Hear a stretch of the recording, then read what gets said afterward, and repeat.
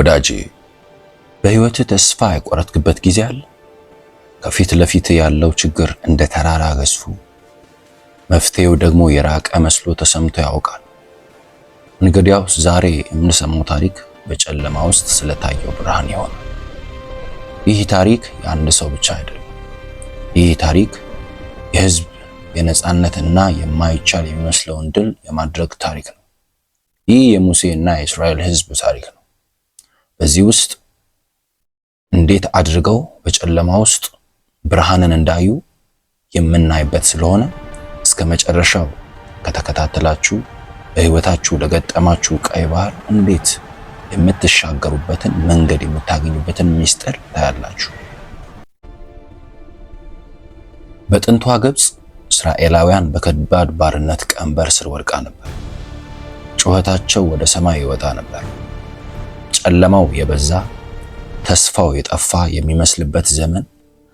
ፈርዖን በወቅቱ የዓለም ኃያል ንጉስ የህዝቡን ብዛት በመፍራት ጨካኝ ትዕዛዝ አስተላለፈ።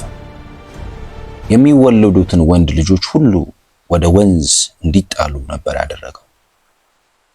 ነገር ግን እግዚአብሔር ታሪክን ለመቀየር ሲፈልግ ከቤተ መንግስት ሳይሆን ከወንዝ ዳርቻ ይጀምራል። በወንዝ ውስጥ ላይ በትንሽ ቅርጫት ውስጥ የአንድ ህዝብ ነጻነት አውጪ የተንሳፈፈ ነበር። እርሱም ሙሴ ነው። ሙሴ በፈርዖን ቤተ መንግስት ያደገ ነገር ግን በማንነቱ ምክንያት የተሰደደ ነበር። በምድያም ምድር ተራ እረኛ ሆኖ ነበር የኖረው። እርሱም ህይወቴ በዚህ አለቀ ብሎ አስቦ ነበር በእረኝነት ሲኖር የቆየው። ነገር ግን እግዚአብሔር ለዓላማው የፈጠረው ሰው ስለነበር በምድረ በዳ ከቆየ በኋላ ወደ እግዚአብሔር ሐሳብ መጣ።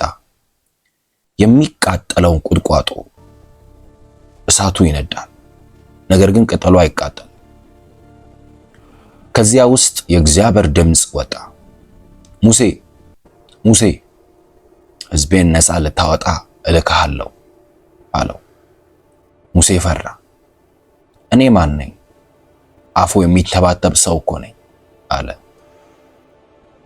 ወዳጄ እግዚአብሔር የሚጠራው ብቁዎችን አይደለም፣ እርሱ የጠራቸውን ብቁ ያደርጋቸዋል እንጂ ድካምህ ለእግዚአብሔር እንቅፋት አይሆነውምና። ሙሴ ወደ ግብጽ ተመለሰ። ብቻውን አይደለም፣ ከወንድሙ አሮን እና ከእግዚአብሔር ኃይል ጋር እንጂ። በዓለም ላይ ወደሚፈራው ንጉስ ወደ ፈርዖን ገባና እንዲህ አለ፣ ህዝቤን ልቀቅ።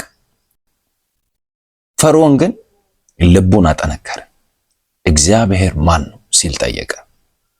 አያችሁ፣ አንዳንድ ጊዜ ወደ ስኬት በምናደርገው ጉዞ ላይ እንቅፋቶች ይበዛሉ፣ ፈተናው ይጠነክራል። ነገር ግን ተስፋ መቁረጥ የለብንም። 10 መቅሰፍቶችን በግብጽ ላይ እግዚአብሔር አወረደ። ውሃው ወደ ደም ተቀየረ።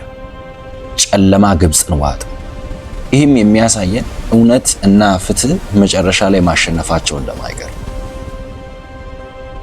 በመጨረሻም ፈርዖን እሺ አለ።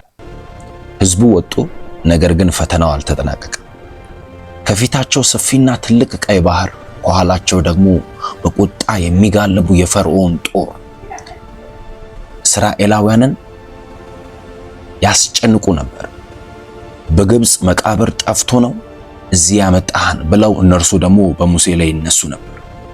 ይህ የህይወታቸው ወሳኝ ሰዓት ነበር።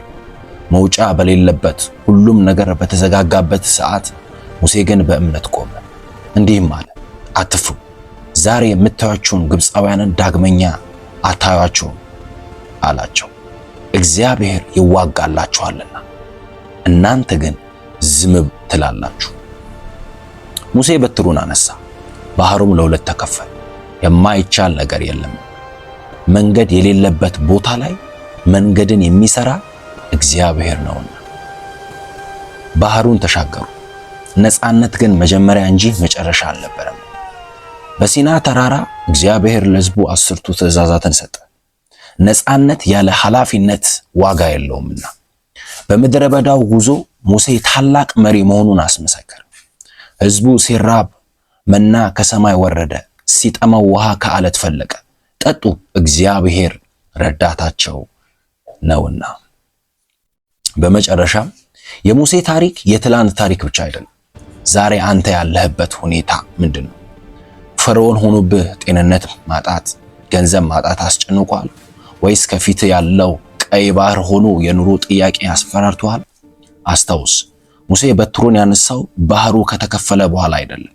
ባህሩ የተከፈለው ሙሴ በእምነት በትሩን ካነሳ በኋላ ነው። ስለዚህ የእምነት እርምጃ ውሰድ። ፍርሃትን አሸነፍ። በውስጥ ያለውን አቅም ከውጭ ካለው ፈተና ይበልጣል። እግዚአብሔር ካንተ ጋር ከሆነ ማን ይቃወማል? ከባርነት አስተሳሰብ ውጣ። ወደ ተስፋይቱ ምድር ለመግባት ራስን አዘጋጅ። ይህ ታሪክ ልብን ነክቶታል። በህይወት ልትሻገረው የምትፈልገው ቀይ ባህር ምንድነው? እስቲ በኮሜንት ላይ ጻፉ። እንደነዚህ አይነት አስተማሪና አበረታች ታሪኮችን፣ መልእክቶች እንዳያመልጥህ ከፈለጋችሁ አሁኑኑ ይህን ቻናል ሰብስክራይብ እንዲሁም ደግሞ ይህን ቪዲዮ ላይክ በማድረግ ዘውትር የሚለቀቀውን ደግሞ ወደ አንተ እንዲደርስ የደውል ምልክቱን በመጫን እንዲሁም ለወዳጅ ዘመድ በማጋራት የዚህ ቻናል ቤተሰብ እንድትሆን እጋብዝሃለሁ። ሰላምና ጤንነት፣ ደስታ ካንተ ጋር እንዲሆን እንላለን። መልካም ጊዜ